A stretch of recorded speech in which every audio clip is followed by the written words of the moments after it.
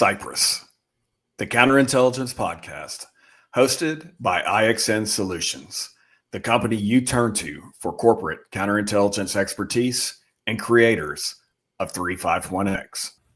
And we're live. Joe Sheridan, good afternoon, my friend. How are you doing? I am doing excellent, Jeremy. How about yourself? I am doing well. So, Joe, I was looking at the news this morning, and there's something that struck me rather hard. And it's a bill that's getting drafted in New Hampshire right now. And the bill from the article is New Hampshire bill would create an Office of Intelligence and Counterintelligence. You know, we often talk about the need for one entity owning counterintelligence. And now it looks like the state of New Hampshire is proposing a bill to do just that. And I do a little bit of more research, and what I found interesting with this is it's not a spy agency, but what the state representative is looking for is figuring out what the adversary is doing in his state. Joe, again, we talk about this all the time, but now here we have a state entity potentially coming to fruition as well with counterintelligence roles and responsibilities. Yeah, I mean, on the surface, it seems like a great idea because obviously we need all the help we can get as far as making sure that we're protecting ourselves. But I do wonder, and we often talk about that lack of centralized kind of management, that air traffic controller for counterintelligence. By creating one more entity, it potentially creates one more stovepipe. It's spending more taxpayer dollars. And my concern is just, when do we find a way to do this in an orchestrated fashion so that we can get best bang for buck, make sure that there's folks talking to each other, and also ensure that we have kind of the right size to the problem that we are dealing with at this time? Yeah, spot on, Joe. You know, one entity to own it all, if you will, like a Lord of the Rings reference, but who owns this operational tradecraft of counterintelligence at this point? Now we have federal government, state government, you have corporate entities doing it inside the defense industry base, outside the defense industry base. Oh my goodness, just another CI entity out there, probably doing it in the stovepipe. I'm hopeful that the community this year in 2026 is actually going to break the barriers through policy and have one entity that owns all the CI tradecraft. Again, I say it often. If NSA owns SIGINT, CIA owns human, who owns counterintelligence? It's time. It's time to figure that out this year. Well, I know that there's some senior leaders looking at exactly that problem set. And speaking of senior leaders, we are very fortunate today to have a great one as part of today's podcast. I first met our guest many, many years ago. I'm sure he doesn't remember, but I do, because he has a very infectious voice. And I remember him giving us a speech on the value of tactical intelligence. I went on to see him many times throughout my career, most, ending with me as a brigade commander under him. He is an exceptional leader who I think is about the only person I know that is as competitive as I am when it comes to sports. And in our last time actually in person with each other, there was a game of Gator Ball, and anybody who played against him knows that he always wanted to play a sport for PT when possible as part of his team building. I was never on the winning team because I was never on his team. I'm not sure how that worked out exactly. I know he was a pretty good competitor and athlete, but somehow I just think the fix was in. But we'll leave that for later. Without further ado, I am very excited to welcome the 48th Army Deputy Chief of Staff of Intelligence, our last G2 in the Army, Lieutenant General, almost retired, Anthony R. Hale. Sir, it's a pleasure to have you here today. Hey, Joe and Jeremy, thanks for having me on this afternoon. It's a pleasure to be with you, and you're absolutely right about being competitive. And, you know, I always had my team out at Fort Huachuca or wherever I was stationed at, and I know that, you know, I had my ringers, so that those coming in visiting had no idea what they were in for. Well, sir, my feelings are very much hurt that you didn't consider me one of those ringers, and so I was on the other team. But again, you won, so obviously you'd figured out the right combination. Yeah, it's team building for engagements like that is really the best type of PT to do when you have folks in for a short period. You get to know them, you get to see them on the field, you get to talk with them, and get to learn a little bit more about them. Vice, do it in standard Army PT. I could not agree more. Well, sir, I know that you said you were familiar with the CI Press podcast, but we usually start things off by getting into the background of our guest. Now, you had almost 40 years of service, and that's going to be a story that's a little longer than we probably have time for in our hour. But I did want to kind of focus you a little bit by starting with the question, what drew you initially to the Army, and then specifically what drew you to the intelligence career field? Yeah, so fortunately, I had several uncles on my father's side who served in the military, and all of my grandfather's brothers, vice him, because he was the youngest, served in the military, and of course, he stayed at home to mind the farm with the family there, and all the other brothers went off to serve in the war. And three of them in particular were very close to me, and I knew their stories. My uncle EB was a NCO and retired at the senior NCO rank, and then my uncle Albert was selected for brigadier general, but had a health issue and had to retire. And then one of my uncles, Grady Lee, he was actually a POW for 5 years. And I just remember all their stories. And my Uncle EB and Uncle Albert in particular talked to me about figuring out what I wanted to do. Told me that the Army would be a good fit for me to start off and to go into the intelligence field, because there would be things to do outside the military with my experience in intelligence that would be easily transferable to the civilian world. And so that's what I did. And I went to NC State and tried this thing called ROTC, and liked it and kind of stuck with it. And I actually never intended to serve both with my North Carolina National Guard time and active duty time. Never intended to serve 37 and a half years. Well, 37 and a half years. I was looking at your CV, and I remember you were the J2 at SOCOM.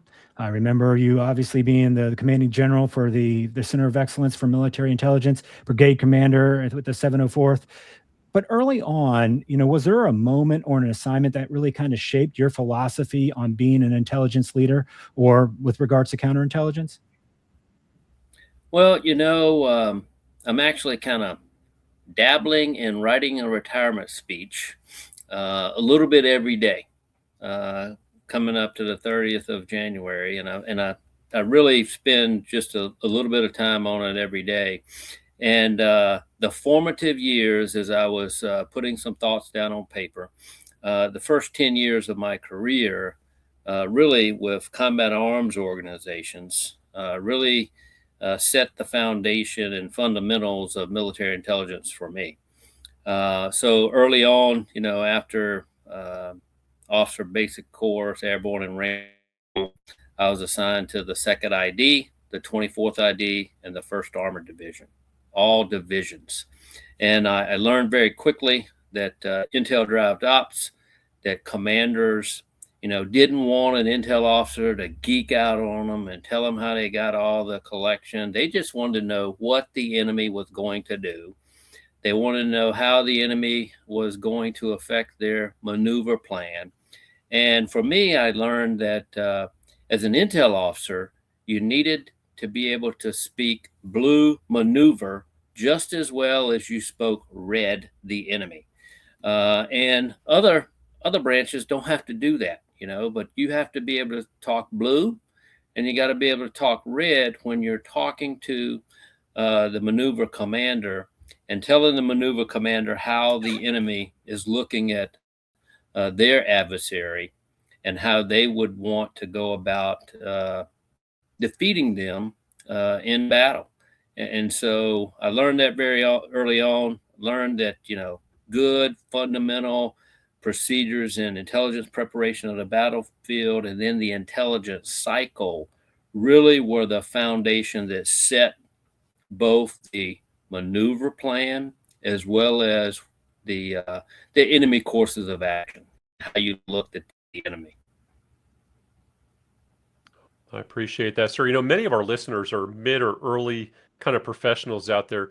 You mentioned your formative years. What's one lesson you learned during those years that you didn't really appreciate or fully appreciate until much later? I would say that one, and I was writing about this a couple of days ago. The Army is all about the people. Okay, the the Air Force buys planes, the Navy buys ships, we invest in people. And I think the Sergeant Major of the Army just said this last week in the senior leader town hall that they did up at 10th Mountain Division at Fort Drum. The Army is about people. And if you treat your people right, you won't have to worry about the mission, because they will not want to fail you. They will not want to let you down. And on the side of the building at Fort Stewart, Georgia, when I arrived there in 1995 after the advanced course, on the 164 Armored Battalion headquarters, it said, "People first, mission always." And so that kind of stuck with me. And I actually believe it's probably still on the side of that building today.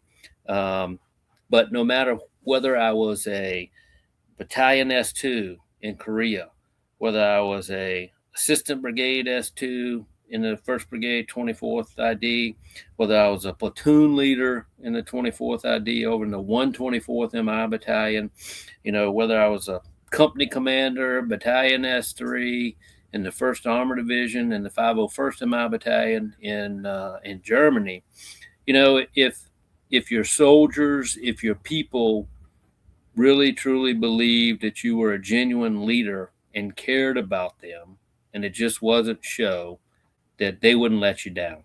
And you could work them hard, okay, you could also play hard, but you could work them hard, and they were okay with it because they knew that you had their back all the time. And so that's kind of what I realized early on. It was all about how you treated people, right? And growing up in Eastern North Carolina, I got that from my grandparents about, no matter who they were, where they came from, you just treat everybody with dignity and respect. So that's kind of helped me throughout my time in the military. Sir, that I think is great advice on the leadership side. I remember a period of time during, Iraq and Afghanistan where the Army was suffering the failures of a lot of S2s. There was a lot of S2s being relieved. And you talk about the importance of understanding kind of the blue piece. Is that what you would attribute that failure to, or was there something else that we were fundamentally missing as we developed our intelligence professionals? Yeah, so Joe, I studied that really hard as the FORCECOM G2 back after Brigade Command of the 704th. So in 2015, only a decade ago, FORCECOM relieved, patted on the back and moved along, or moved 15 Brigade S2s in one fiscal year. 15. That was a lot. And so one of the core G2s and I kind of looked at the problem set pretty hard. And we were not setting up our field grade majors for success. Coming out of CGSC, particularly in 2015, by that time we had done away with the Brigade S2 elective at the Combined Arms General Staff College there at Fort Leavenworth. So an intel professional going to CGSC at Fort Leavenworth didn't have to take the BCT S2 elective. So they were going into a position, which I think is the hardest job for a major in the Army, is to being a BCT S2, without the fundamentals really of what and how they should do their job. And one of the things that hit us really hard was we learned that, majors at that time, 2015, Iraq, with Afghanistan going on, we were heel to toe on a lot of rotations. Units were on the hamster wheel, so to speak.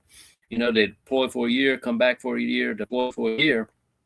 They were not taking time to professionally develop themselves as an individual. And part of professional development is individually putting time in, whether it's reading, whether it's studying doctrine, reading doctrine, et cetera. They weren't putting in the time of that three-legged stool for, professional development, whether it was institutional, whether it was personal, whether it was academic, etc. They weren't putting in that time to be better.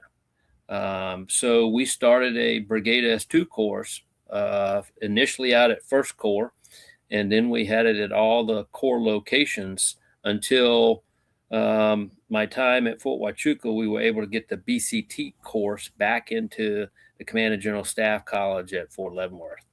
And happy to say now that I'd say 90% of the MI majors that go to Leavenworth actually take the BCT S2 elective. And I think we're seeing it pay off now out in the field. That's great, sir. What a great initiative to getting those majors up to speed so that they are force multiplier when they hit the ground. So I'd like to fast forward a little bit. So, you just recently left the DAG2. You're leading the Army Intelligence Enterprise. When you became the G2, it was still at a pretty significant change was happening. The force was moving from a counterterrorism fight up into great power competition. And so when you assumed that role, what were some of the most urgent challenges you were facing at the Army Enterprise for Intelligence?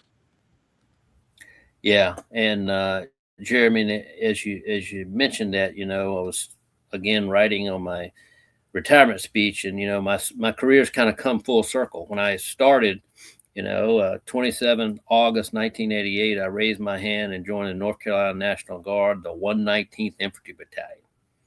And then, as I mentioned before, it was in 3 divisions. So for the first 10 years of my career, we did nothing but high intensity conflict. And then 9/11 happened, and we had 2 decades of counterinsurgency, counterterrorism. And now we're back to large scale combat operations in a multi-domain environment. And I will tell you, I believe that coming from the Intel Center at Fort Huachuca and understanding, one, the modernization piece, the kind of big M of .mil PFP, and understanding the POM process in the building, the SPAR process in the building, and how the building followed procedures to get things done. Going into the G2, I knew that we needed to move at a quicker speed. Okay. And I knew that we needed to really be engaged in all of the venues where that we could take advantage of and fight for the Intel Corps every day. And as I'm getting ready to do my historical review with the Center for Military History later on this week, as a G2, I took 45 days and did a 45-day assessment. And I came out with my 5 big rocks, and that was deliver modernization at echelon. We're undergoing the largest modernization in 40 years in the Intel Corps. No longer do we have Tilke 17s, Turkey 32s, and Trailblazers. Now we're getting much more capable systems when you talk about the terrestrial layer system, when you talk about Titan, the tactical intelligence targeting access node, when you talk about Hades, the high altitude detection and exploitation system, we have to refocus the Intel collection to formations, not high value targets or high value individuals. We're focusing on formations, and you got to look at those big systems that can reach out and touch you as a formation. So first big rock, deliver modernization at echelon.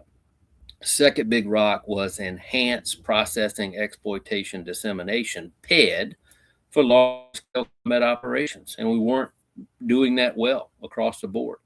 The third big rock and for the CI podcast was CI transformation.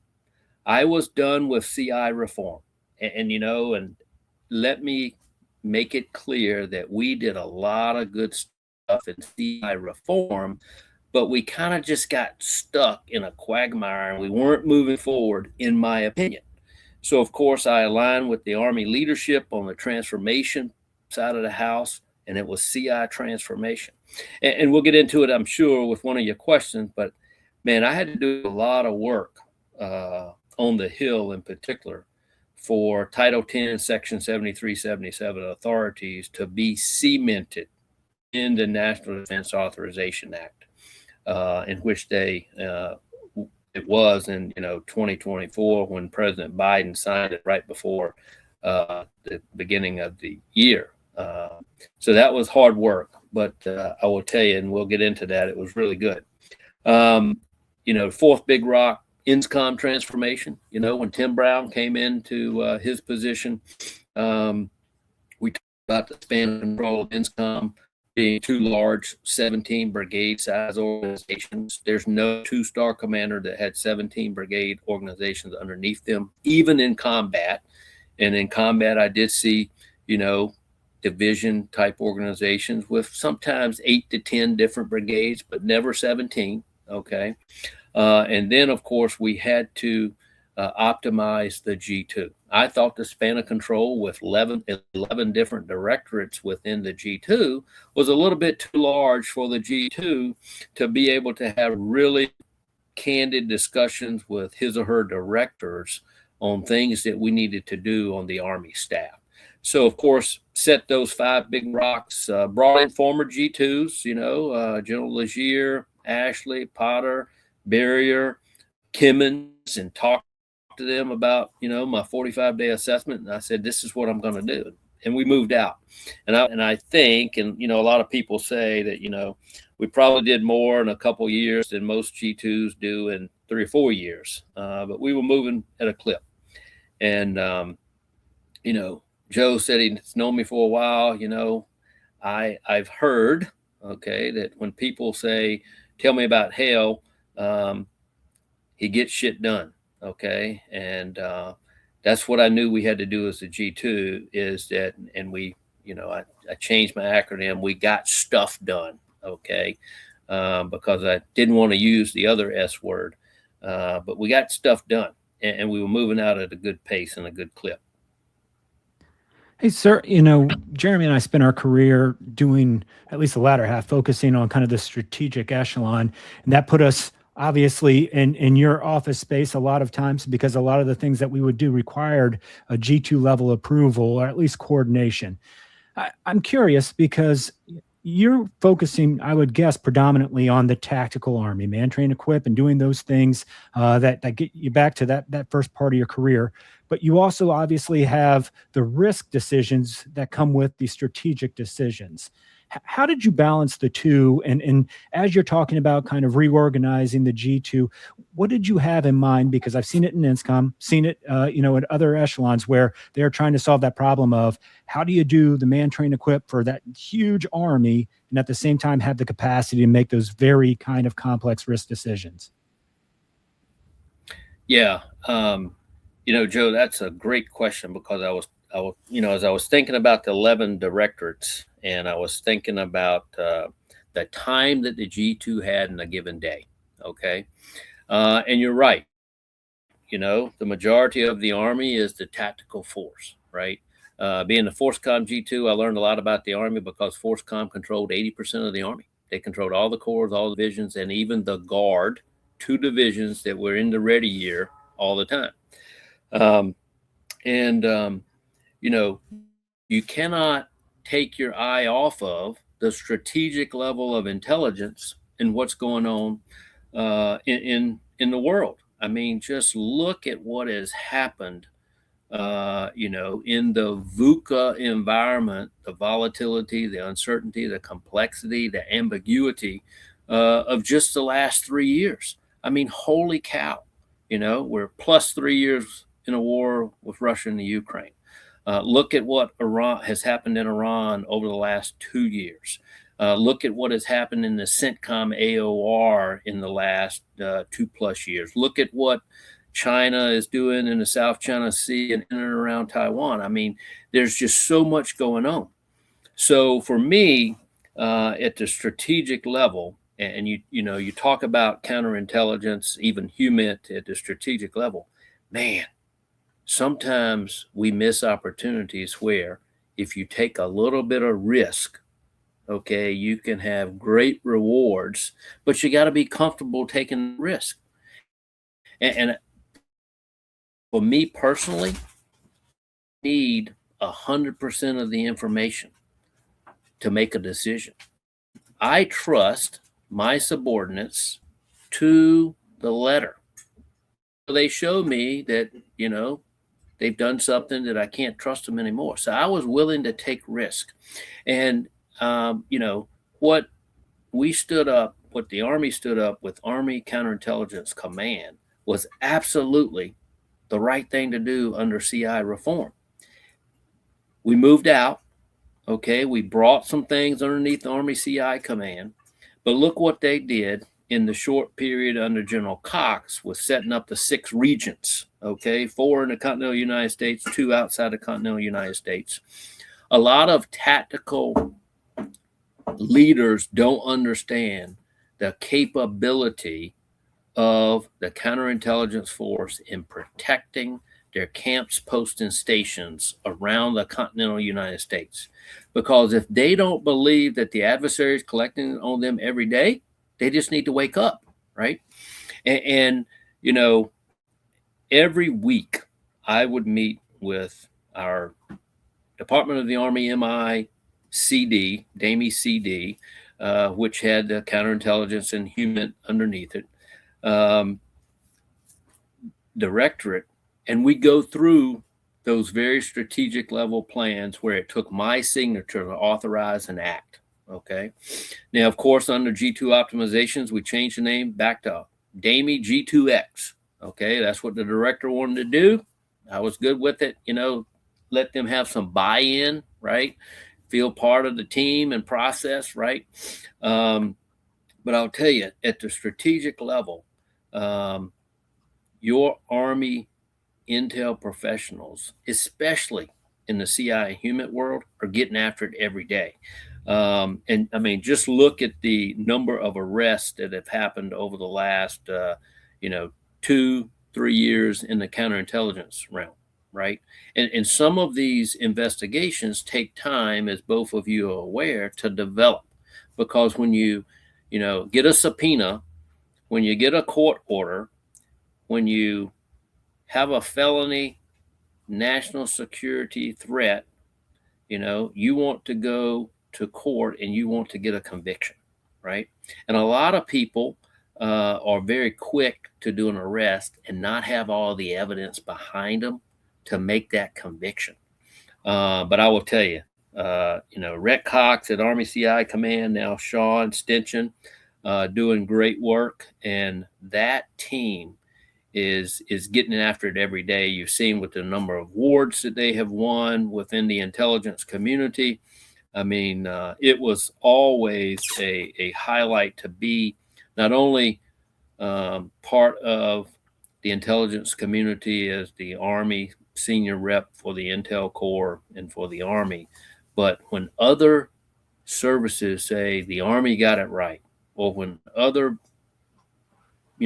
teammates within the IC said, look at how the Army's doing this, right? It was just the greatest feeling as a G2 when the praise was coming to the Army about how we were getting after counterintelligence and human operations. As you know now, we stood up first Intel Command, and of course, Army CI Command has brought Army Operations Group underneath it as well. So it's combining the CI and the human under one star for the Army, because, the INSCOM commanders you mentioned earlier, Joe, expansive command and control. Hey, you got a general officer up there. Let that general officer be a general officer and command both CI and human, vice having to go back to the headquarters there at INSCOM. All right, sir. Well, I'm going to take it a little bit of a pivot then, because you're absolutely correct. I mean, there's been some great successes and investigations. The numbers, are not like anything I saw for the first 20 years of my career. And I think a lot of that is attributed to kind of focusing the capability into Army CI Command. But I also know that you had a very difficult, fight, because the original intent of Army CI Command was to try to bring all counterintelligence agents, at least operationally, under one command. And when you talk about that, you're talking about resources, and nobody wants to lose resources. And so there was a lot of for lack of a better term, splitting the baby to get to the solution that is far better than what it was, but I would submit maybe was not what ultimately was in place. How do you make the case to the COCOM commanders that are out there that, hey, look, you're still going to get the greater benefit, even if they're under somebody else's guide on by allowing that structure to be leveraged by General Stinson and his team? Yeah. I would submit to you that at least during my time working the problem, we had a lot of MI Brigade theaters and a lot of Army Service Component Command G2s not really understanding the capability and capacity and what the Secretary of the Army's counterintelligence authorities brought to the command that they were serving in. Okay. And so you mentioned, Joe, that, nobody wanted to give up resources, right? And, I talked to a lot of 3 and 4 star leaders, as we were working our way through how we would, let's say, allow the Secretary of the Army authorities to be used by an ASCC or a MI Brigade theater, etc. And, the first question was, or the first, stop was, you're not going to take my people, and I got told early on by one 4 star, he said, Tony, a lot of folks don't know and understand the capability of counterintelligence and what that brings to your backyard. But I can't lose the people. Okay. So you're not going to take my people, but I want to use the authorities. So how can we get there? Right. And as soon as I understood that this one combatant commander was going to be a total no against aligning everybody under Army CI command, I knew that I would be in a no-win situation. A lot of folks say, well, 4 beats 3. Well, 4 does beat 3, right? But a combatant commander can go to the Secretary of Defense, now Secretary of the War, and say, the Army's trying to do this, and I don't agree with it. And full stop, we'd be dead in the water, right? So it had to be a partnership. One, what I learned was with the ASCC commanders. And once the ASCC commanders understood what you wanted to do, and it really took, me on a Tandberg with ASCC commanders. And then I sent General Brown and General Cox out to visit ASCC commanders and sub-unified commanders with USFK and 8th Army.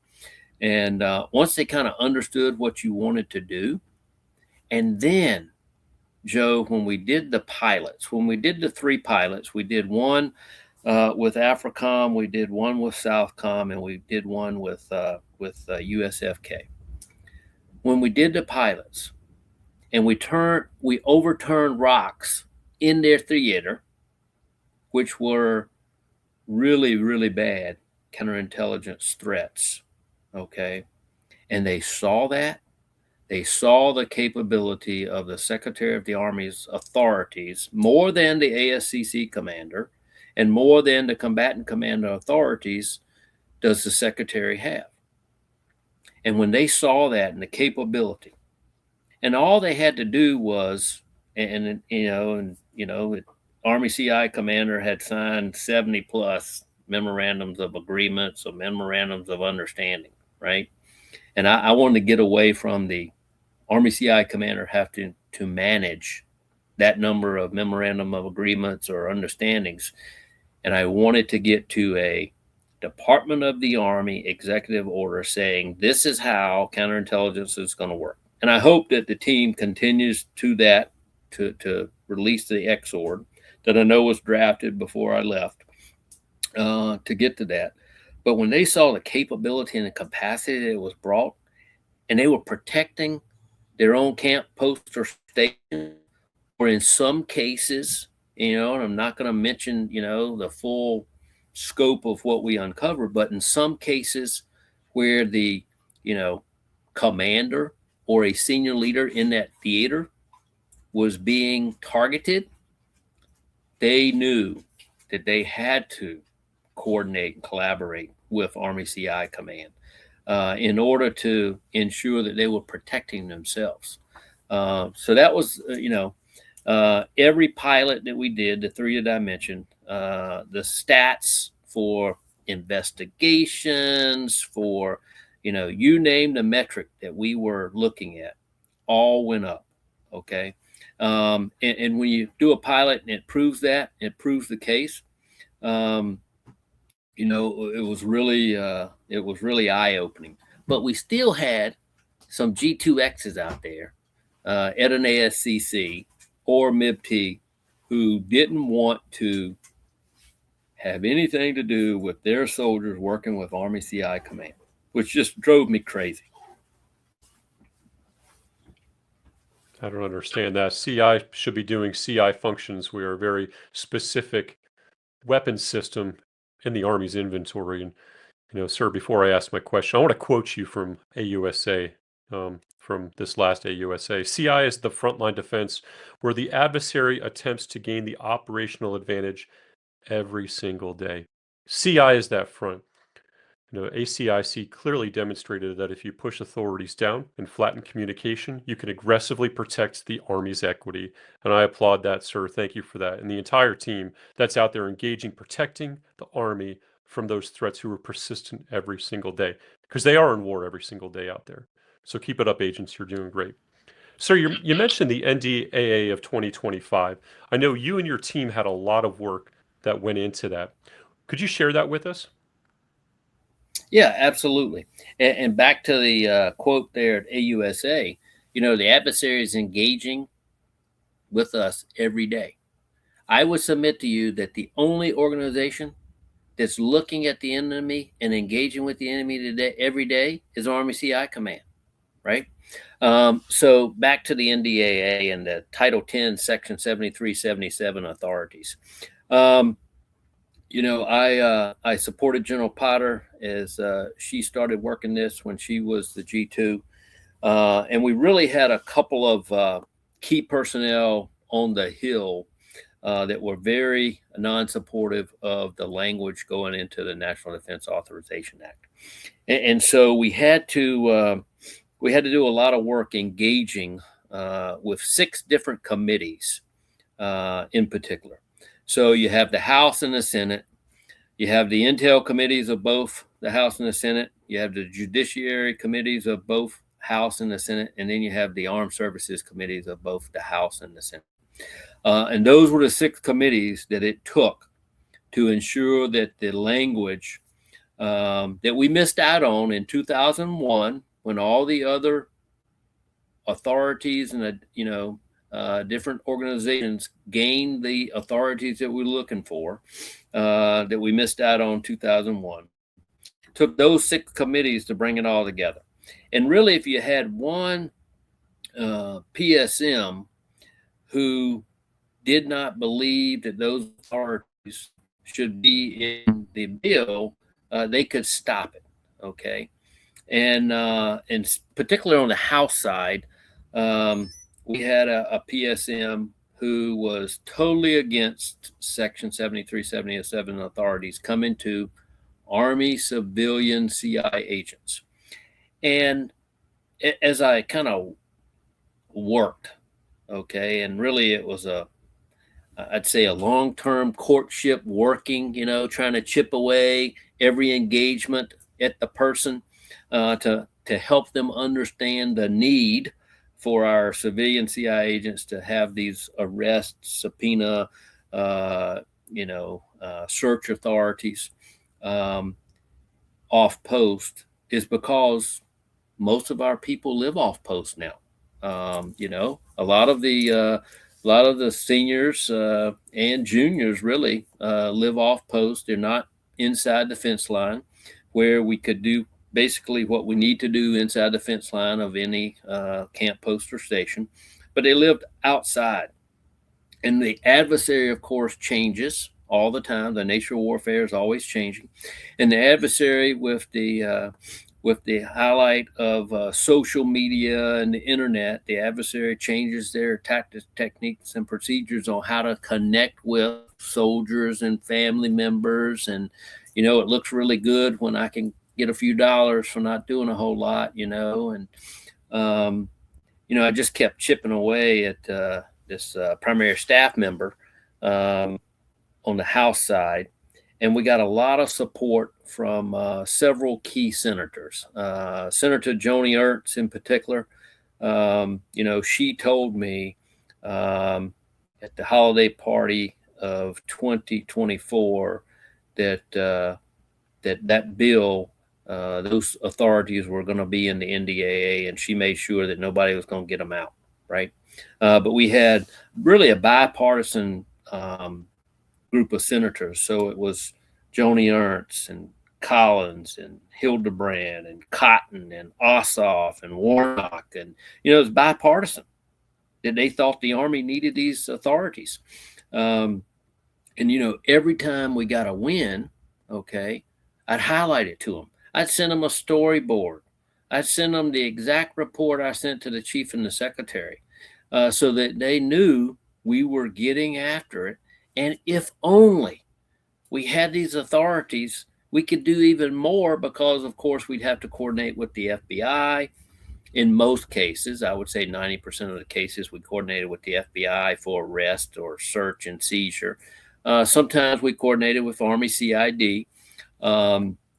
But if only we had the authorities ourselves. And I told in testimony 2 years in a row, and I said, look, if we gain these authorities, only in extremist situations will we arrest somebody totally by ourselves.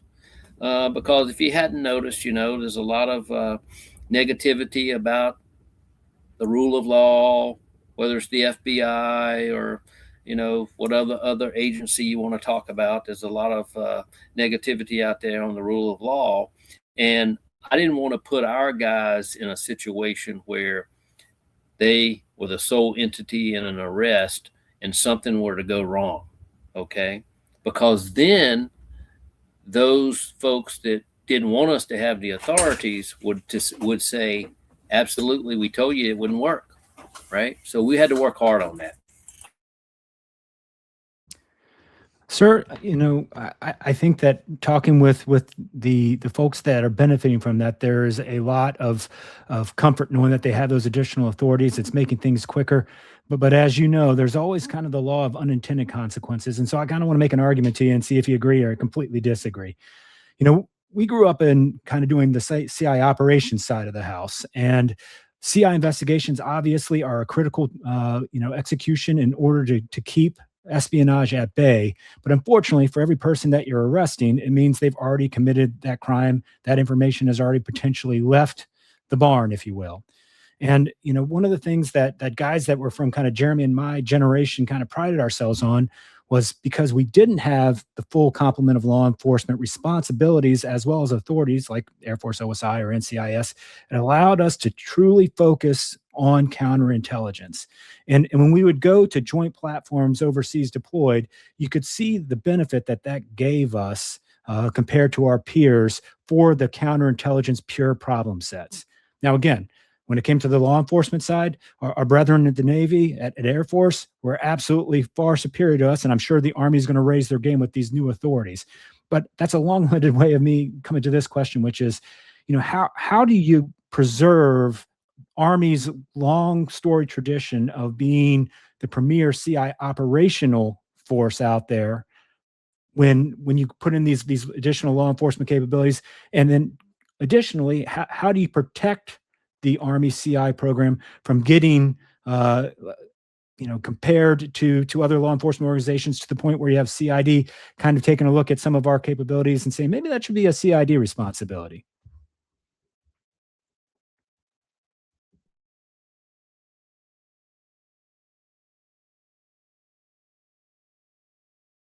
Full screen. Probably know that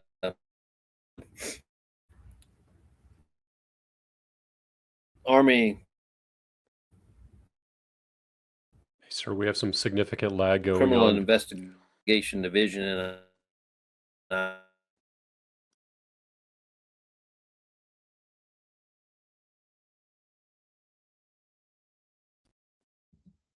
So you may want to try turning off your screen for a second because the lag has you frozen.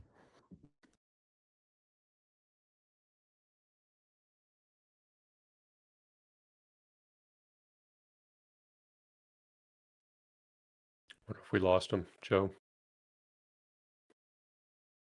You're on mute, Joe. If he turns off and then turns back on, is that going to lose the upload? No, he can just relog back in, and then I can edit all this out. Okay, he might be there we doing go. that. Yeah. All right. That's what I get for such a long-winded question. It's a good question.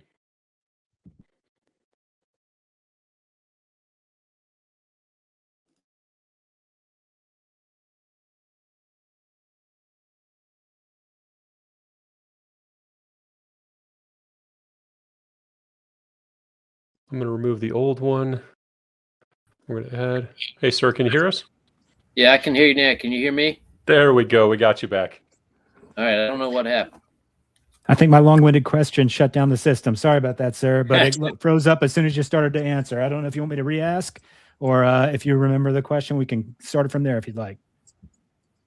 Yeah. So, I started by saying, CID and I had a long running gun battle, right? Because quite honestly, Criminal Investigation Division did not want Army CI Command to have the 7377 authorities because they believed that they should be the partner of choice with Army CI Command on any arrests. Because quite frankly, CID, they want the arrest, okay? And they want that glory of the arrest, okay? And sometimes with counterintelligence cases, it takes a little bit more time, as I mentioned earlier, to make sure that you have that felony conviction, okay? You've got to have the evidence when you go to court. And sometimes, and we have shown that CID wants the arrest, and they could care a little bit less about having all of the evidence to make sure they had a conviction in court. Joe, your question is a good one because, unlike NCIS and OSI, Army counterintelligence is at the tactical and operational level. Okay. And in combat, both in Iraq and Afghanistan, we had counterintelligence agents on forward operating bases or combat outposts all the time. Whereas NCIS and OSI would have to fly their agents out to wherever they needed to go for an investigation or whatever had happened they needed to investigate, etc. And so in my mind, you've got the tactical and operational force, and then you've got the strategic force, in which Army CI Command is the strategic force that's engaged with the enemy every day. And yes, we got to make sure that we keep counterintelligence at the tip of the spear in both worlds, the tactical operational and in the strategic world. I would submit to you, and I did it with General Cox and even General Stinson as he took over. And you probably know I promoted Sean up at Fort Meade, and of course went and visited a couple weeks after he took over to get a new update from the new commander. Army CI Command has a great training program. They have a great plan to incorporate the 7377 authorities that they will very soon have. I just got an update last week that of course, right before I left, the USD INS had signed off on it and had sent it up to the Secretary of War. As you know, once the Secretary of War signs off on the authorities, it goes to the Attorney General. And once the Attorney General signs off on it, you're done, right? And so my drumbeat with both Rex Cox and Sergeant Stinson was, hey, look, we're going to be ready before the Attorney General signs off on these authorities. And you probably know, Joe, we have more FLETC graduates from Army CI Command than most, federal agencies. Of course, right now, at least the last 3 months of calendar year 25, no one was able to send agents to FLETC except for Immigration and Customs Enforcement, ICE, because I think they hired almost 1,000 additional agents, and so they wanted every seat. But we got a great plan to make sure that our Army CI Command agents know their responsibilities with 7377. And as either you or Jeremy mentioned, we've got Army CI agents on joint platforms. And as an example, just 3 months back, one of our CI agents was the closest to a reported terrorist act that was getting ready to happen at a port in the continental United States. That CI agent dispatched to the port, conducted the arrest under the authority of the joint, counterterrorism organization, and detained the subject until the FBI, was able to get there within, a matter of additional minutes. But the CI agent was the closest one to the port where the terrorist attack was going to happen. He went and detained, arrested the subject until other law enforcement authorities could get there. So we've got probably, last I recall, it was over 100 agents who had actually conducted arrest or search and seizures using the FBI's authorities as an example, because they were on a joint task force. But I think, short answer is we're going to be well prepared to implement the 7377 authorities once the Attorney General signs off on it. But more importantly, keeping Army CI Command separate from FORCECOM CI agents that are assigned to units kind of makes that break between the tactical, operational, and the strategic level investigations.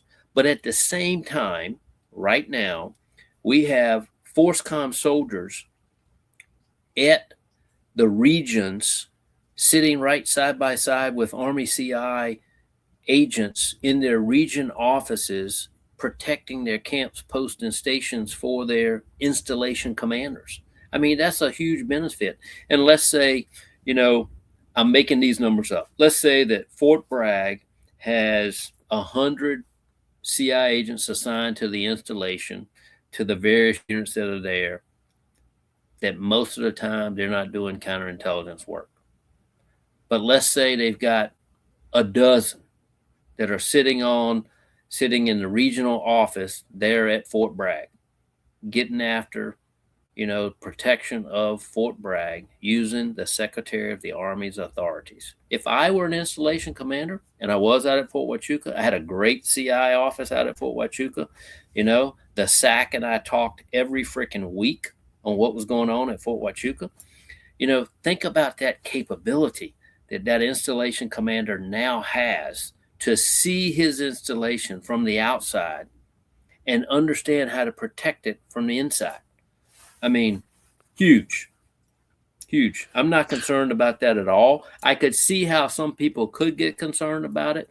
But as I kept iterating, we've got to get it right every time. The enemy's only got to get it right one time. And that one time could be catastrophic. We've got to get it right every time. So. Yeah, I agree with you, sir. I'm glad you brought up Fort Bragg. Pre 9/11 days, I was actually in that good old 82nd Airborne, helping out the 902nd office, just doing that, helping our division commander identify those threats specific against the 82nd Airborne. So all the way.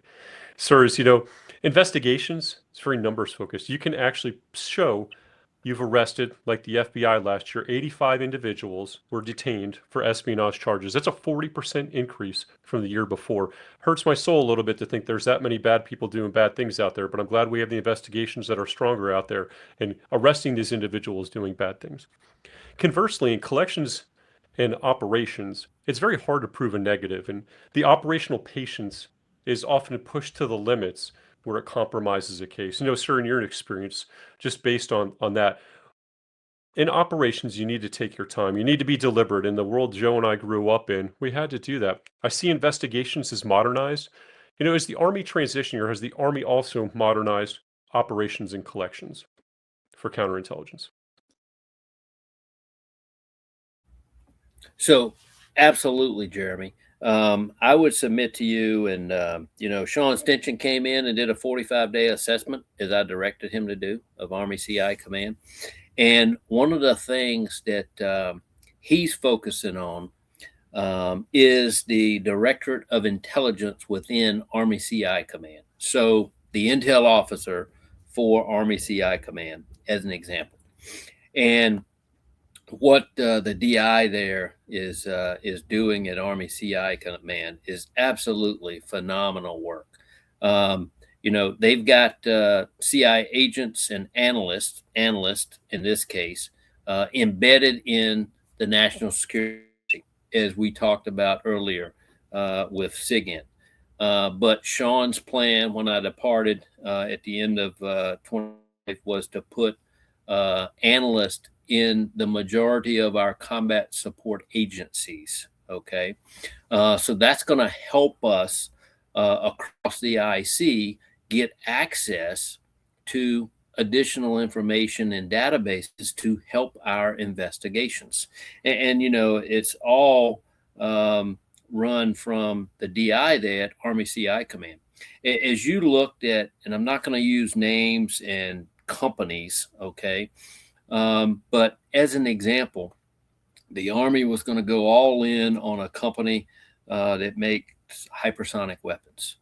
And we saw through Army CI Command's DI and the analyst embedded at NSA that potentially an adversary was investing in this company out in California that was going to build a hypersonic weapon for really pennies on the dollar for what everybody else is charging for a hypersonic weapon right now. And we went round and round with this, uncovering lots of rocks. It got to the point that Sean Stinson and I were actually briefing the vice chairman himself. We briefed the acquisition executive for the Department of the War about this information that we had uncovered about the adversary investing in this company. And the fact is that with the investment of this third-party intermediary who was acting on behalf of an adversary, they got a board seat, okay, because of the investment level that they made into the company. And being on a board gave the board member all the data for the company that was doing the hypersonic advanced weapons and all the technical data that went along with how they were going to make this weapon for, again, pennies on the dollar of what a normal hypersonic weapon would cost. I'll just throw out some quick examples here. So a normal hypersonic weapon that we buy right now from the Department of War is, let's say, $8 to $10 million.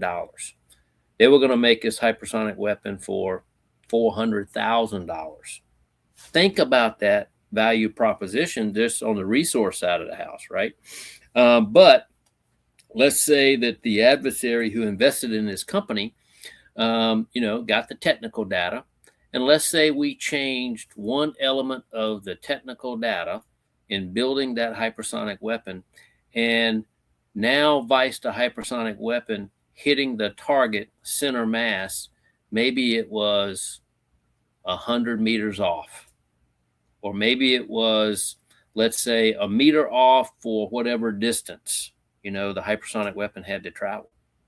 Think about that. And so we actually, like I said, we showed the U.S. company this investment that was coming into them. And the company agreed with the Department of War not to take the investment from this venture capital company to cut that person, that entity off the board, and to really break ties, because the Department of War said, unless you break ties with this venture capital investment, we're not going to do a deal with you. Just think about if that would have gone through. Now, that was counterintelligence in my mind at the highest level in industrial espionage. And the DI team at Army CI Command was the sole entity that found out all that information. I mean, it was amazing. I mean, we briefed the Secretary of the Army, you know, after we briefed the Vice Chief of Staff of the Army. We had to brief the Department of War Acquisition Authority. We had to brief the Vice Chairman, okay, of Department of War. I mean, this was high-level stuff. Briefed the INS on what was going on as well. So when you talk about that level of espionage that could be taking place, you talk about the strategic capability of Army CI Command. And, you know, they don't have all the people they want, okay? As I heard Cox and Simpson tell me, they needed more people every day, right? We did do a good job getting them the lawyers that they needed, more legal support. But man, what a capability the United States Army has in Army CI Command. And I said this many times publicly, you know, I visited more as the Army.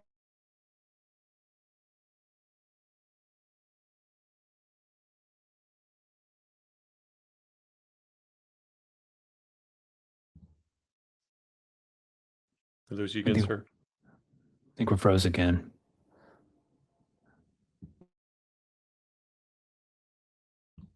Want to give it a second to reset, Jeremy?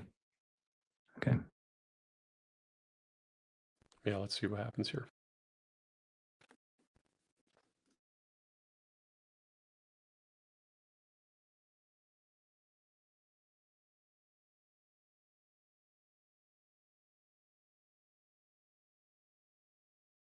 Hats off to the DI. That's fantastic. You know, what keeps me up at night is fearful when a soldier has to employ a technology, they pull the trigger and it doesn't work. DI prevented this with hypersonics.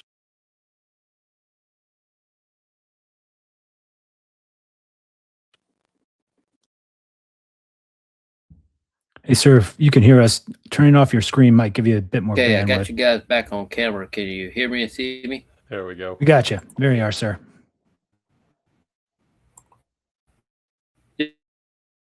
So, okay, so as a G2 and the National Ground Intel Center, more than any other organization than anywhere else I visited as Army G2, because those two strategic capabilities for the Army were most important, that I understood what they were doing every day. Sir, I think, you know, you've outlined some really good successes that happened during your tenure as the G2. You said it yourself. You're an officer that got stuff done. And so my question to you, kind of closing out on the CI theme, is, you know, what were you most proud of accomplishing in the counterintelligence transformation reform time that you were the G2, and where do you still see that there's space to continue to move forward for the next person taking on the baton? Yeah, so one, getting 7377 in the NDA was huge, right? We failed on that 2 years in a row, and then we got that in the 25 NDAA. Just huge, okay? And yep, it's taking a little time to go through all the wickets to get to the Attorney General, okay? That's just the bureaucracy of the Pentagon and the government, right? The other thing is the pilots. The pilots showing the ASCCs and the combatant commands how valuable it was to have the ability to use the Secretary of the Army's authorities to get after the CI threat in their AOR was huge, okay? No mistake. Every G2, every MIB-T commander could not argue with the metrics, okay, of what we did in the 3 pilots that we conducted. One thing I didn't talk about, you know, CI aviation. Okay, as you probably know, all of the rotary wing aircraft in the Army have gone to the boneyard. At the end of fiscal year 25, they were all gone. 74 plus, I think 76 aircraft boneyard. We were using some of those aircraft for Army CI Command to do surveillance. Okay, so now we're using a contract vehicle that we've invested in to have that capability with Army CI Command. Probably do half the costs than we were spending ourselves when we owned the aircraft and had to do all the maintenance and everything else with the aircraft that were dedicated to Army CI Command. And then I would say that this year focused on implementing 7377 authorities, ensuring all the agents are trained, they understand what they have to do, because as soon as we have a cowboy go out there and flip open a badge and try to arrest somebody, do a search, and they haven't dotted all the I's and crossed all the T's, we're going to have multiple agencies, but primarily the Army saying, see, we had some questions about whether or not we could do this. And then we'll have the authorities taken away from us. And I told the team, I said, hey, look, a hard fight up the hill to get these authorities. So if we do something stupid or bonehead that allow an organization or entity to take these authorities away from us, it's on us, right? So we got to be professional every day in executing those authorities. In the NDAA, and Jeremy, you told me you read it, there was a provision put in there that you reviewed it after 4 years, I think it was. It says that 4 years. Well, for NDAA 26, a couple of PSMs and senators have already said they're going to take it out in the next NDAA and not have that restriction in there. And that's where we want to get to, right? We don't want to have, but I told the committees when I testified, I said, look, I'll come back every year and tell you what we did with these authorities. That's fine. Just give them to me. I can execute. But we've already got senior that want to take that stipulation out of the NDAA and just give those authorities in perpetuity to Army CI Command. So it's great. And I think the team will continue to run hard. Sean Stinson is the Army CI Command 1st Intel Division Commander, bringing in Army Ops groups and HUMIT. He'll have to work his way through that. But in doing that, Army AFSC is fallen under Army CI Command. AOG fallen under Army CI Command. So, he's going to have a little bit more staff that can help him a little bit, because what Army CI Command staff does is just absolutely amazing. What guys like Pat Winter do every day to ensure that the command is focused and moving out. And so bringing all that capability under one hat and one commander, I think should have been done a long time ago. And I know Sean will stand it up and have it running well for the next person that comes after him. And we'll just, gain a lot of synergy between CI and HUMIT at the strategic level, because we got a lot of things going on over in the HUMIT world as well at the strategic level. But when you have that synergy for CI and HUMIT together, man, it can really have a dramatic effect on operations. Yeah, we're seeing modernization at the speed of right now. It's happening. The first MI command stood up, ACIC, taking AOG, taking AFSC. I'm excited about it. That's going to be great. Sir, I have 2 questions for you. The first one, what keeps you up at night? Nothing right now. I'm not the Army G2 anymore. No. So here's my concern. My concern is, you guys have seen my bio. My concern is that we're going to be at war probably in the next 2 to 3 years. I believe that. Okay. If I were Xi Jinping right now, I would move on Taiwan this year, and I would do it around December the 18th, 2026, because we'll be getting fat, dumb, and happy, Christmas, all that good stuff. And we won't be thinking about it because Santa Claus is coming and Xi Jinping will invade Taiwan, and we won't be able to do anything about it because we will be blocked out of the second island chain, much less the first island chain. And the only thing that's there now will be what will be able to help Taiwan. That's my first concern. Second concern, of course, Russia, Ukraine, and continuing, 3+ years of that war, and the effect having on NATO. Okay. Putin won't establish, the old Soviet Union. That's never going to change. Career KGB officer, that's what he wants. He plays a good game against anybody he talks to. Just look at what Kim Jong-un is doing for Russia right now.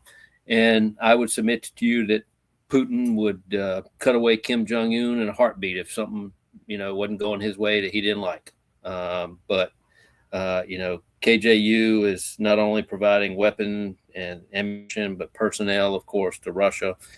He thinks he's got a strategic relationship with Putin. It might be, but it probably will only last as long as North Korea continues to provide, material, equipment, personnel in their fight against the Ukraine. And then, of course, what's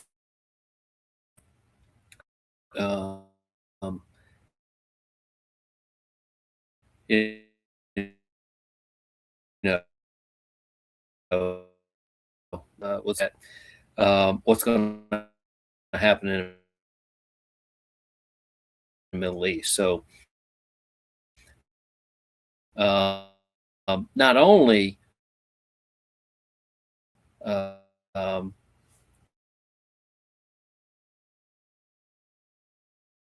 all those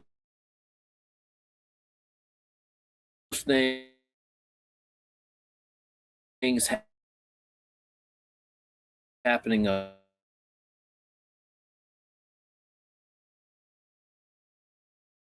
think we're about to lose you again, sir.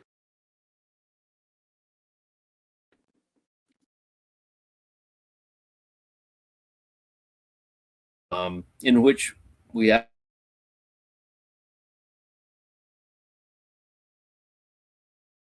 I thought that might have been the case. It was going to dump him out that time. It's frustrating. Yeah. You got one more question on that, and then you want to Yeah, I was just transition gonna. to what's next? I was just going to ask him. What career advice for the young intelligence professionals out there? What would that be?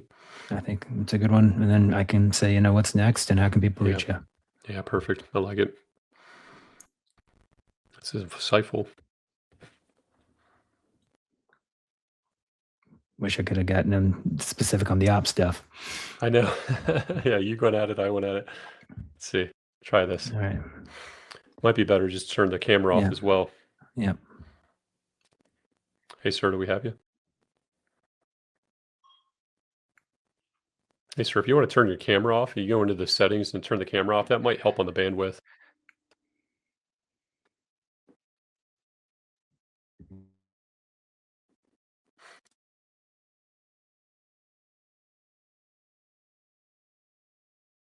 Or actually, it's at the bottom of the screen. And that might help with bandwidth, sir. Turn that camera.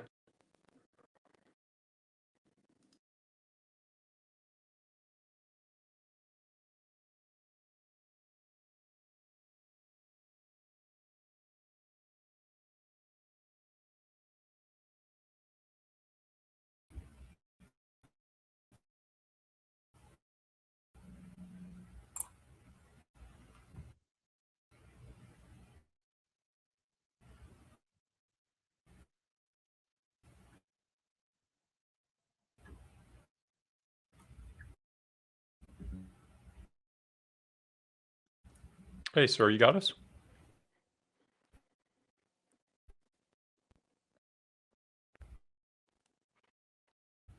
Can you hear me? I got you.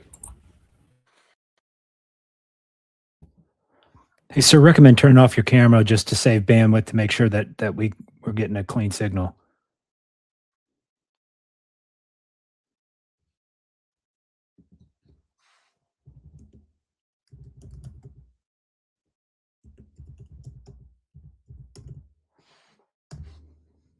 Here's somebody there.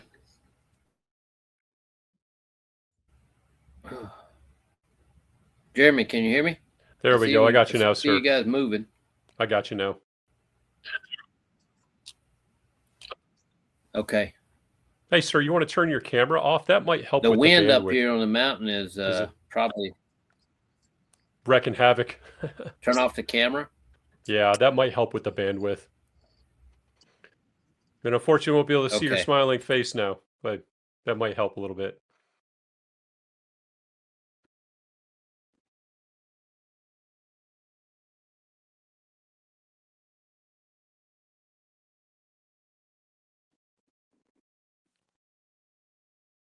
There we go. How's that, sir? You got us? Okay, does that help? It does. It does. Can you hear me? We got you, sir. Go ahead, Jeremy. So we'll go home stretch here because we're already Okay, at the hour mark.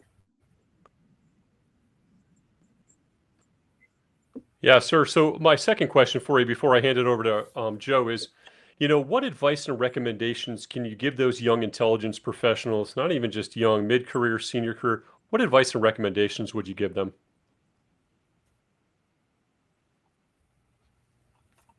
Yeah, so as I mentioned earlier, one, you got to continue to professionally develop yourself, and that's whether that's reading, whether that's being involved in groups that get together to talk about their profession, whether it's understanding what's happening in the environment that you live in.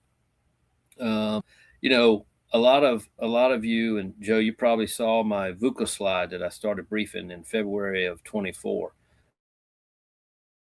A lot of our young professionals don't understand everything that's going on in the 6 combatant commands that we have around the globe. Some of the first comments that I received out at Fort Leavenworth from pre-command course for lieutenant colonels and colonels was, wow, that's a lot of stuff. And I said, hey, look, everything I talked to you about was unclassified. If you don't know that, you need to pick your head up out of the sand and understand what's going on in the world that you live in, that you're going to have to operate in. So professional development, continuing that, learning every day. As a G2 of the Army, I learn something new every day. And you just got to continue to be hungry and continue to learn. One, ensure that you are grounded in the fundamentals of your profession, understanding of the intelligence cycle, understanding of not only your organization, but understanding your higher organization's capabilities and what they can bring to bear. If you're at a brigade, understanding what the division can do for you. If you're at a division, understanding what the Corps, maybe the Army Service Component Command can do for you. And also, especially if you're a field grade, understanding what the IC can bring, if you've got that LNO at the ASCC or the Combatant Command from a IC partner that can bring some type of national capability that you might need, and you could actually get depending upon your mission. So really understanding your profession, continuing to grow every day, and really never selling yourself short on what you can accomplish if you get the team together and you're all rowing in the same direction. Thank you, sir. All right. Well, we promised you we'd keep it around an hour, and we've gone a little over just because we wanted to throw a couple extra questions in there, but I do have 2 more for you. First one is, you've been a mentor to a lot of folks, including myself, over the years. do you mind offering any kind of way for some of our listeners to get in touch with you if they have any additional questions? And then the second question for you is, you mentioned in 2 weeks you've got to give a retirement speech. Can I ask what's next for Team Hale? Yeah. So first off, in the mentorship realm, absolutely. Anybody can reach out and contact me, whether it's via email at arhale67@gmail.com, or whether it's on LinkedIn, DM me. I don't do Facebook. Haven't ever done Facebook except as the CG out at ICO, and that was a organizational account. DM me on LinkedIn, or hit me up on email. That's probably the best way to get me. And on the mentorship piece, Joe, you mentioned it. So I also include advocacy and sponsorship. So when I think about mentoring, I think about mentoring, advocating, and sponsoring. Sometimes you need that sponsor to get into an organization, or that advocacy to get a job that you're aspiring to be in. Somebody advocated for me to be the JSOC J2. Somebody sponsored me the first time I went into the Special Mission Unit before 9/11 in Northern Virginia. They sponsored me into the unit. So it's not only mentoring, it's advocating and sponsoring. And then kind of what's next for Team Hale? Well, I know I want to continue to contribute. I want to do something meaningful. You sent me a couple of emails to Team Hale Solutions. That's our new LLC that we're going to stand up here, me and my wife. She retired back at the end of September after 27 years of civilian service to the Army. And she did every job that you can think of underneath the Army Community Service umbrella. So she has a great portfolio of expertise to help Army soldiers and Army families. We want to do some, nonprofit volunteer work. I really have a special place in my heart for veterans who are homeless. And you see a lot of homeless veterans around, and I just, shake my head and I say, how in the world can we allow someone who was willing to give their life for their country, and they don't even have a place to lay their head down at night on a pillow? So definitely want to do something meaningful. And then hopefully somebody will want to pay me to do something, pay me real good to do something that takes a little bit of work. And so I'm looking at that. And so, in this period of transition before official retirement, working on that civilian resume, working on a bio, I went and had my first headshot done a couple of weeks ago at a portrait studio, right? Fortunately, the guy who took my pictures was an old colleague of mine that we were downrange together during OIF, and I got a reduced rate on the headshots. But man, how do you put what we've done for 3+ decades into a civilian resume? I had no idea, right? How do you make that translate to the civilian world? What value do you have in the civilian world? What should your hourly rate be in the civilian world? All that stuff's new, right? So I'm trying to figure it out. And so the first thing after the retirement ceremony, one, find a forever home. Okay, get settled, and then talk to the network on opportunities that are out there. But make sure it's meaningful work when I get involved in it. For Team Hale Solutions. So that's what's on the horizon, and we look forward to the next chapter here. I mean, I'm sitting in sunny Sevierville, Tennessee right now in my 40-foot motor coach, looking for the forever house, and who can beat that, right? Well, sir, I can tell you that I don't know how the heck you're going to fit 37 years of accomplishments on a CV, especially when they're talking about trying to do it now in 1 to 2 pages. We actually did a podcast talking with someone about how to translate those 10 to 15 page government civilian resumes into something that's more civilian facing. So all that said, I have absolutely no doubt that you're going to find plenty of paying customers when you choose. And I'm just very glad to hear you're going to continue to serve the Army as you have done so well over the last many decades. So this has been an absolute pleasure, and can't thank you enough for taking time to sit down with IXN Solutions. Jeremy and I have known you for quite some time, and just incredibly proud to have you on the podcast, and can't wait to hear about great things for you and Mrs. Hale in the future. So thank you very, very much. Yeah, so Joe, Jeremy, great to be with you this afternoon. Look forward to hearing this podcast, and hopefully I hit the mark on what you wanted me to talk about. Absolutely, sir. And to echo what Joe said, thank you again for coming on board. You've lived it. People first, mission always. And Joe, I think it's probably time to call it a wraps, yeah? It is. I'd like to ask about another hour's worth of question, but we promised about an hour, and we tried to stay close.